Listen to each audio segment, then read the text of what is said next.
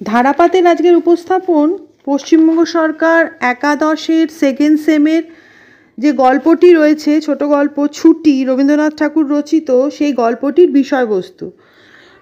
Second সেমে কিন্তু সমস্তই বড় প্রশ্ন আসবে, কোনো ছোট প্রশ্ন এমসিকিউ তো আসবেই না, এসএকিউ জাতীয় প্রশ্নও থাকবে না। তাই গল্প, কবিতা সবগুলোকেই ভালো করে পড়ে তার মানে, বিষয়বস্তু বুঝে নিতে হবে। তো সেই কারণেই ছুটি গল্পটার বিষয়বস্তু আমি ছোট করে বুঝিয়ে দিচ্ছি। গল্পটা এই রকম যে গ্রামের বালকদের সর্দার ছিল দুরন্ত স্বভাবের ফটিক। ফটিকের নেতৃত্বে গ্রামের ছেলেরা নতুন নতুন খেলার আনন্দ নিত।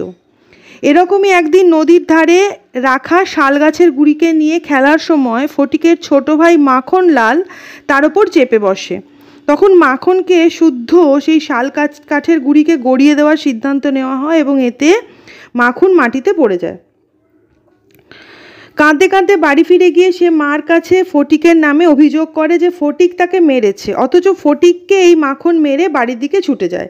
এইবার ফটিককে মায়ের নির্দেশে বাড়িতে ডেকে নিয়ে যাওয়া হয়, কিন্তু মা যখন তাকে জিজ্ঞাসা করেন যে সে তার ভাইকে মেরেছে কি না, তখন ফটিক তা অস্বীকার করে, অথচ মাখন বলতেই থাকে যে ফটিক তাকে মেরেছে। এতে ফটিক ক্রুদ্ধ হয়ে মিথ্যে কথা বলার জন্য মাখনকে সত্যি একটা চড় মারে। এই প্রেক্ষিতে মা ফটিককে পাল্টা একটা চড় মারলে ফটিক রাগে আর মিথ্যা বদনামে মাকে ঠেলে দেয়। এই নিয়ে যখন গোলযোগ চলছে, এমন সময় ফটিকের বাড়িতে আসেন তার মামা বিশ্বম্বরবাবু, যিনি পশ্চিমে কাজের জন্য বহুদিন বাইরে ছিলেন। তার আসার ফলে বাড়িতে বেশ সমারোহ হয়। বিদায় নেওয়ার কয়েকদিন আগে বিশ্বম্বরবাবু তার বোন অর্থাৎ ফটিকের মায়ের কাছে যখন ভাগ্নেদের পড়াশোনার খবর নেন, তখন ফটিকের মা তার ভাই মাখনের প্রশংসা করলেও ফটিকের ব্যাপারে নানা অভিযোগ জানান। বিশ্বম্বরবাবু ফটিককে উপযুক্ত লেখাপড়া শেখানোর জন্য কলকাতায় নিয়ে যাওয়ার প্রস্তাব দেন। ফটিকের মা তাতে সম্মতি দেয়। ফটিক ওই প্রস্তাবে খুব খুশি হয়। সে যাওয়ার সময় তার সমস্ত খেলার জিনিস, ঘুড়ি, গুলি, মাছ ধরার ছিপ ইত্যাদি মাখনকে উদারভাবে দান করে দিয়ে দেয়। কিন্তু মামার বাড়িতে মামির তরফ থেকে সে প্রত্যাশিত অভ্যর্থনা পায় না। তার মামি তাকে নিজের সংসারে অবাঞ্ছিত মনে করেন। ফটিকের যে বয়স অর্থাৎ কৈশোর এবং যৌবনের মধ্যবর্তী সময়, তখন সে যে কোনো সমাজে অতি সহজে গ্রহণযোগ্য হতো না। তাই ফটিকও তার মামার বাড়িতে নানাভাবে তিরস্কৃত হয়। ধীরে ধীরে ফটিক তার বাড়ির জন্য, গ্রামের জন্য কষ্ট পেতে থাকে।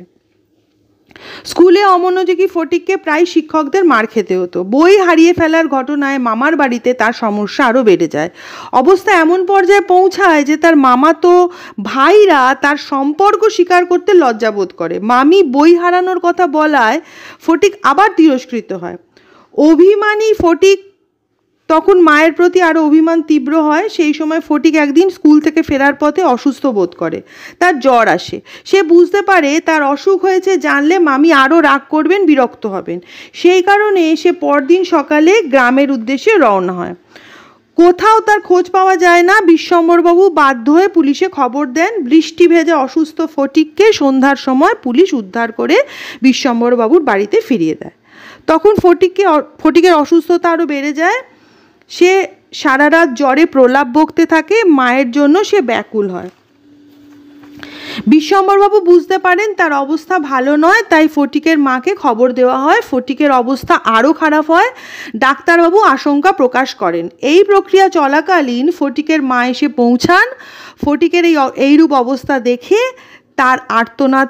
তিনি আর্তনাদ করে ওঠেন। ফটিকের বিছানার পাশে তিনি কান্নায় ভেঙে পড়েন। ফটিকের তখন দৃষ্টি স্থির হয়ে গেছে। সে কাউকে লক্ষ্য না করে পাশ ফিরে মৃদু স্বরে মাকে উদ্দেশ্য করে বলে যে তার ছুটি হয়েছে, সে বাড়ি যাচ্ছে। এই হচ্ছে গল্প। এখানে ছুটি বলতে বোঝানো হয়েছে জীবন থেকে ছুটি। কারণ একবার এই গল্পের মধ্যে আছে, আমি সেটা হয়তো গল্পে লিখিনি, যে মামার বাড়িতে যখন তার খুব কষ্ট হয় তখন সে একদিন মামাকে বলে যে মামা আমি কবে বাড়ি যাব। তখন মামা বলে যে যখন ছুটি পড়বে, পুজোর ছুটি পড়বে, তখন তোমায় বাড়ি নিয়ে যাব।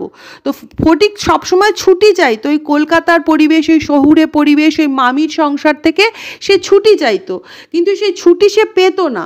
তাই জীবনের কাছ থেকে সে ছুটি পেয়ে সবচেয়ে আনন্দ পেয়েছিল। সে মাকে ছুটি দিয়েছিল, সে তার মামাকে ছুটি দিয়েছিল, সে মামিকে কষ্ট দেওয়া থেকে ছুটি দিয়েছিল। অর্থাৎ ফটিক এখানে ছুটি, মুক্তি পাওয়ার সিম্বল। সে নিজে মুক্তি পেয়েছিল, তার মা তাকে নিয়ে খুব বিরক্ত হতো, সে খুব অত্যাচার করতো বলে তার মা মনে করতো, মা তার প্রতি তার জ্বালাতন সহ্য করতে পারতো না, তাই সেদিক থেকে সে তার মাকে ছুটি দিয়েছিল। বিশ্বম্বরবাবু কলকাতায় তাকে তার স্ত্রীকে জিজ্ঞেস না করেই নিয়ে এসেছিলেন তাদের সংসারে, ফলে মামি বিরক্ত হতো, এদিক থেকে মামিকেও সে ছুটি দিয়েছিল এবং মামাকে তার সমস্ত দায়বদ্ধতা থেকে সে ছুটি দিয়েছিল। এদিক থেকে ছুটি গল্পটার নামকরণ যে লেখক রবীন্দ্রনাথ ঠাকুর যে ছুটি নাম দিয়েছেন, এদিক থেকে নামকরণটি সার্থক। আমি নামকরণের সার্থকতাটাও তোমাদের লিখে দেবো ছুটি গল্পের। আপাতত তোমরা তো শুরু করছো, যেহেতু সেকেন্ড সেম জাস্ট শুরু হয়েছে, গল্পগুলো পড়ে বুঝতে হবে, তাই গল্পের ছলে ছুটি গল্পটার বিষয়বস্তু তোমাদের বুঝিয়ে দিলাম, কাজে আসবে ভেবেই তৈরি করলাম। ভালো লাগলে অবশ্যই একটা লাইক করো, শেয়ার করো এবং চ্যানেলকে সাবস্ক্রাইব করো। আজ এই পর্যন্ত। ছুটি গল্পের অন্যান্য প্রশ্ন নিয়ে খুব তাড়াতাড়ি আমি আবার ফিরে আসছি।